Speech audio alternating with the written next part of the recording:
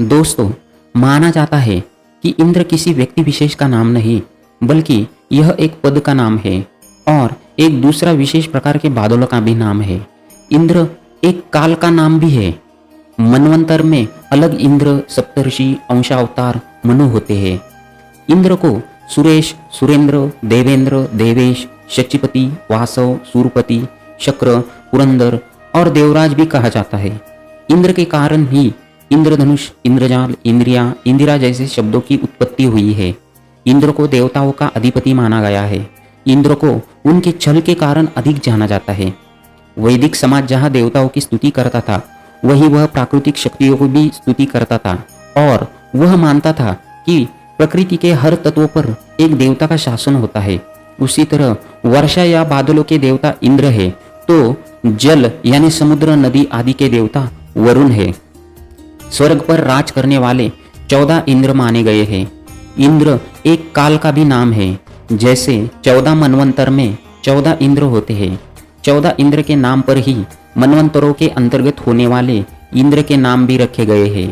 प्रत्येक मनवंतर में एक इंद्र हुए हैं, जिनके नाम इस प्रकार है कि यज्ञ, विपश्चित, शिबी, विदु, मनोजव, पुरंदर, बाली, अद्भुत, शांति, विष, ऋतुधाम, देवास्पति और सूची। कहा जाता है कि एक इंद्र वृषभ यानी बैल के समान था। असुरों के राजा बलि भी इंद्र बन चुके हैं और रावण पुत्र मेघनाथ ने भी इंद्रपद हासिल कर लिया था। इंद्र को सभी देवताओं का राजा माना जाता है। वही वर्षा पैदा करता है और वही स्वर्ग पर शासन करता है। वह बादलों और विद्युत का भी देवता है। इंद्र की पत्नी इंद्रानी कहलाती है। इंद्र पद पर आसीन देवता किसी भी साधु और राजा को अपने से शक्तिशाली नहीं बनने देता था। इसलिए वह कभी तपस्वियों को अप्सराओं से मोहित कर पथभ्रष्ट कर देता है, तो कभी राजाओं के अश्वमेघ यज्ञ के घोड़े चुरा लेता है। ऋग्वेद के 3 मंडल के वर्णनानुसार इंद्र ने विपाशा यानी व्यास तथा शतद्रु नदियों के अथाह जल को सुखा दिया, जिससे भरतों की सेना आसानी से इन नदियों को पार कर गई। दशराज युद्ध में इंद्र ने भरतों का साथ दिया था। सफेद हाथी पर सवार इंद्र का अस्त्र वज्र है और वह अपार शक्तिशाली देव है। ऐसे माना जाता है कि इंद्र की सभा में गंधर्व संगीत से और अप्सराएं नृत्य कर देवताओं का मनोरंजन करते हैं।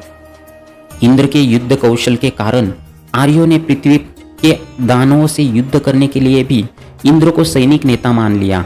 इंद्र के पराक्रम का वर्णन करने के लिए शब्दों की शक्ति अपर्याप्त है। वह शक्ति का स्वामी है। उसकी 100 शक्तियां हैं। 40 या इससे भी अधिक उसके शक्ति सूचक नाम है तथा लगभग उतने ही युद्धों का विजेता उसे कहा जाता है। वह अपने उन मित्रों एवं भक्तों को भी वैसी विजय एवं शक्ति देता है जो उसको सोमरस अर्पण करते हैं। इंद्र और वरुण नामक दोनों देवता एक दूसरे की सहायता करते हैं। वरुण शांति का देवता है, जबकि इंद्र युद्ध का देव है एवं मरुतों के साथ सम्मान की खोज में रहता है। दोस्तों, भगवान कृष्ण के पहले इंद्रोत्सव नामक उत्तर भारत में एक बहुत बड़ा त्योहार होता था। भगवान कृष्ण ने इंद्र की पूजा बंद करवाकर गोपोत्सव, रंगपंचमी और होलिका का आयोजन करना शुरू किया। श्री कृष्ण का मानना था कि ऐसे किसी व्यक्ति की पूजा नहीं करना चाहिए जो न ईश्वर हो और न ईश्वर तुल्य हो।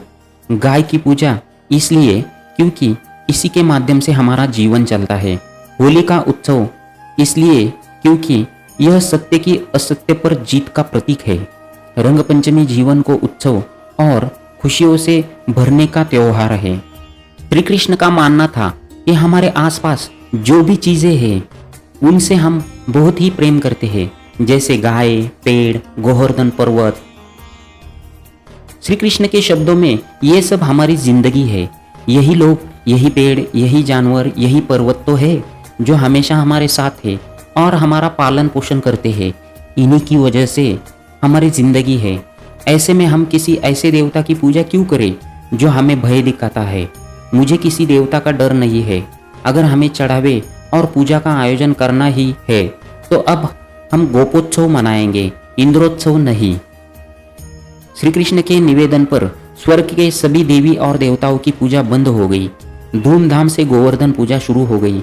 जब इंद्र को इस बारे में पता चला तो उन्होंने प्रलयकालीन बादलों को आदेश दिया कि ऐसी वर्षा करो कि ब्रजवासी डूब जाए और मेरे पास क्षमा मांगने पर विवश हो जाए। जब वर्षा नहीं थमी और ब्रजवासी कराहने लगे तो भगवान श्री कृष्ण ने गोवर्धन पर्वत को अपनी उंगली पर धारण कर उसके नीचे ब्रजवासियों को बुला लिया। गोवर्धन पर्वत के नीचे आने पर ब्रजवासियों पर वर्षा और गर्जन का कोई असर नहीं हो रहा। इससे इंद्र का अभिमान चूर चूर हो गया। बाद में श्री कृष्ण का इंद्र से युद्ध भी हुआ और उसमें इंद्र हार भी गए थे।